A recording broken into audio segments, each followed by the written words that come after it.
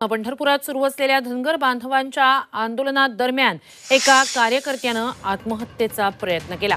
यामुळे धनगर बांधव आक्रमक झालेले आहेत। उपोषणस्थळी ज्या ठिकाणी धनगर समाजानं आंदोलन पुकारलेलं आहे त्याच ठिकाणी विषारी औषध पिऊन एका कार्यकर्त्यानं आत्महत्येचा प्रयत्न केलेला आहे।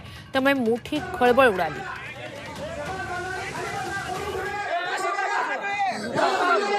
ही महत्त्वाची घडामोड म्हणावी लागेल। धनगर समाजाचं उपोषण ज्या ठिकाणी आंदोलन सुरू आहे, धनगर समाजाचं आरक्षणासंदर्भातलं हे त्यांचं आंदोलन आहे आणि त्या आंदोलनस्थळीच एका कार्यकर्त्यानं विषारी औषध पिऊन आत्महत्येचा प्रयत्न केलेला आहे। अधिकची माहिती आपले प्रतिनिधी सचिन कसबे यांच्याकडून घेऊया।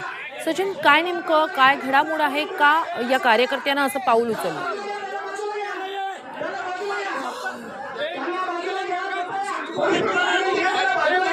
या ठिकाणी धनगर समाजाचे जे काही बांधव आहेत ते आक्रमक होताना दिसत आहेत। आता काही वेळातच राज्याचे मंत्री शंभूराज देसाई, चंद्रकांत पाटील, अतुल सावे या ठिकाणी भेट देणार आहेत। त्यापूर्वीच माढा तालुक्यातील आलेगावचे सरपंच अमोल देवकते यांनी भाषण केलं आणि भाषण करता करता त्यांनी सांगितलं की मी या ठिकाणी माझा देह त्याग करणार आहे। त्यांनी खिशातून विषारी औषधाची बाटली काढून भाषण केलेली आहे।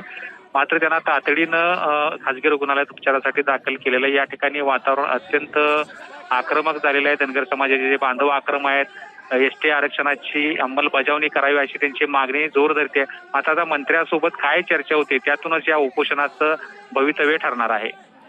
नक्कीच आता दोन मंत्री या ठिकाणी भेटीसाठी येत आहेत। काय नेमकं ठरतंय या भेटी दरम्यान? काही तोडगा निघतो आहे का या मागणीवर? जी मागणी आहे धनगर समाजाची, ज्यासाठी आंदोलन केलं जात आहे, त्याबाबत काही सकारात्मक तोडगा निघणार आहे का याकडे लक्ष असेल।